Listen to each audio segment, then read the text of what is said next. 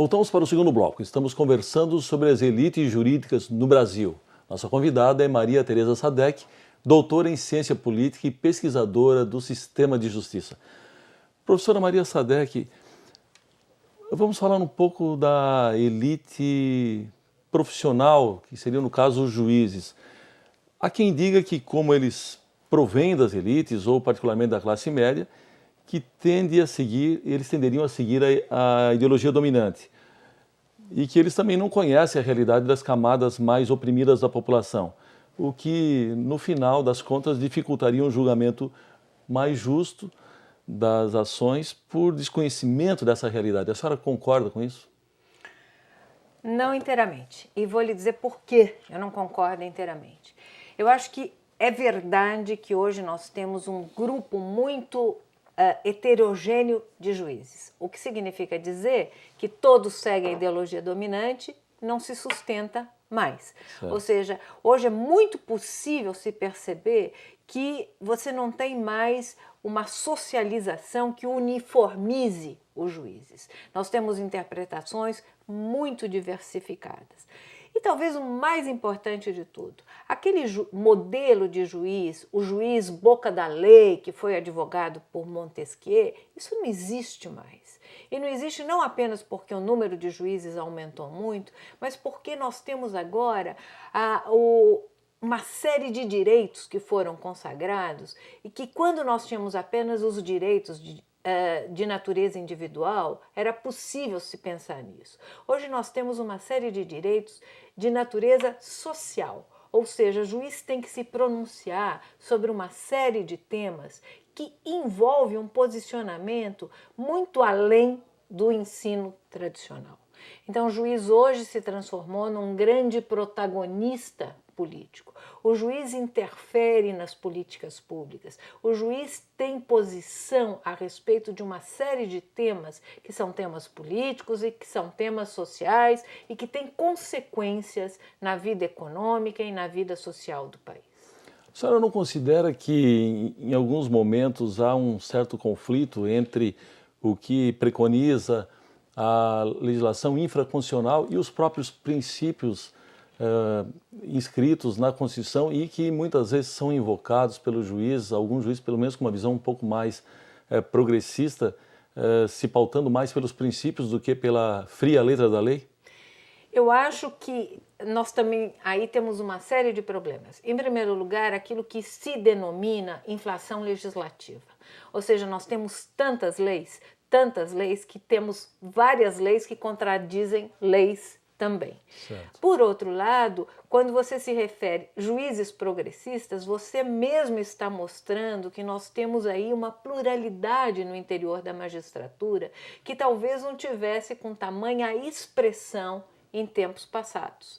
Então isso no Brasil tem mudado e talvez não apenas no Brasil, eu acho que o estado de bem-estar social provocou essa mudança ao redor do mundo e com mais intensidade ainda naqueles países em que o judiciário é de fato um poder de Estado. Muito bem, professora. No caso dos tribunais superiores, como se sabe, não há concursos. É exigido como requisito de seleção o famoso notório saber jurídico, que, em outras palavras, significa ter cursado as mesmas faculdades tradicionais que as atuais elites políticas do judiciário cursaram. Enfim, e também a questão do prestígio, né? Enfim, para conseguir o necessário apoio político para conseguir o objetivo. Na sua opinião, faltam critérios mais objetivos, mais transparentes para essas escolhas? E que critérios poderiam ser esses? Pois é, você está tocando num problema que a tese do Frederico de Almeida toca. Ou seja, quem é que vai? Quais são as chances de se passar da primeira instância ou mesmo da segunda instância nos estados para os tribunais superiores?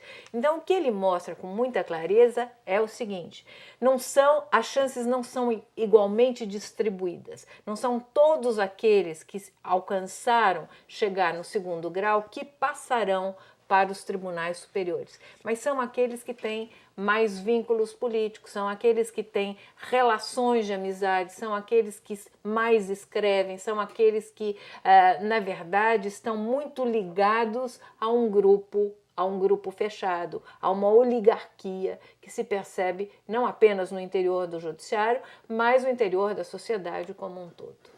Gostaria de falar um pouco agora sobre a questão que envolve a capacitação dos magistrados. Quando se enfrenta a questão da avaliação dos magistrados, o que a senhora pensa do item produtividade, que hoje está tão em voga nas exigências que as corregedorias e a própria política de metas estabelecida pelo CNJ está cobrando hoje dos juízes brasileiros? Eu acho que aí, mais uma vez, nós temos que distinguir problemas. Um problema que me parece central, e este é básico, é um suposto, é que o judiciário é um serviço público, é uma prestação pública, tem que ter transparência, tem que prestar contas para a sociedade. Então, a introdução de metas deste ponto de vista é muito positivo, ou seja, se tem que mostrar um serviço que foi elaborado, que foi feito, e isso tem que ser aberto para a sociedade. Mas, por outro lado, e aí eu vejo uma dificuldade, não se pode nivelar tudo e nivelar por baixo. Certo. Essa questão da produtividade não pode ser igualmente implementada em todos os setores. Ou seja, depende da natureza da lide, depende do tipo de situação que se está tratando, ou seja, uma causa de família não pode se equiparar a uma causa mais simples. Tudo isso se tem que ter muito cuidado. Agora, também se tem que falar para a sociedade que o judiciário está incomodado com esta situação da lentidão, da série de processos que não andam, da crítica que a sociedade faz em relação a essa configuração mais geral do Poder Judiciário.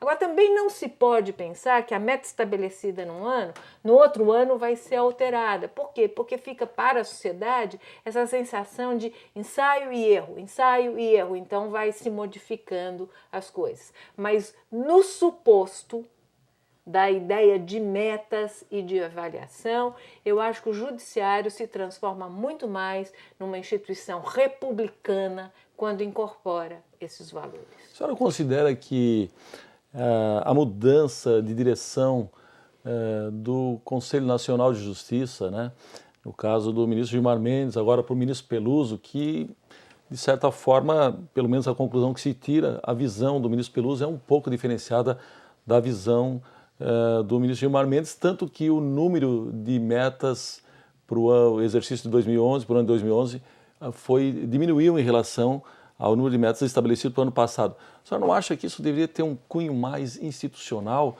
ou não ficar tão ao sabor dos entendimentos, das visões de quem está à frente de determinado órgão em determinado momento? Concordo inteiramente. Por que isso? Agora, eu acho que tem uma justificativa que vai além de características de natureza individual e de personalidade. O CNJ é um órgão muito recente, então o seu grau de institucionalização ainda é muito baixo. Então o CNJ, na verdade, ele está sofrendo aquilo que sofreriam todas as instituições que têm um baixo grau de institucionalização. Então você não tem ainda aquilo que as instituições mais maduras têm, que é um grau de impessoalidade, que é um grau de burocratização e de profissionalização que independe daquele que está na direção da instituição. Então, o senhor tem toda a razão, o que nós percebemos é um ir e vir, quase que um anular de políticas anteriores, a criação de novas políticas, o que também sugere que elas não serão permanentes, que elas virão a ser novamente alteradas. Muito bem, professora Maria Tereza, nós precisamos chamar mais um rápido intervalo, nós voltamos em seguida, é só um minuto.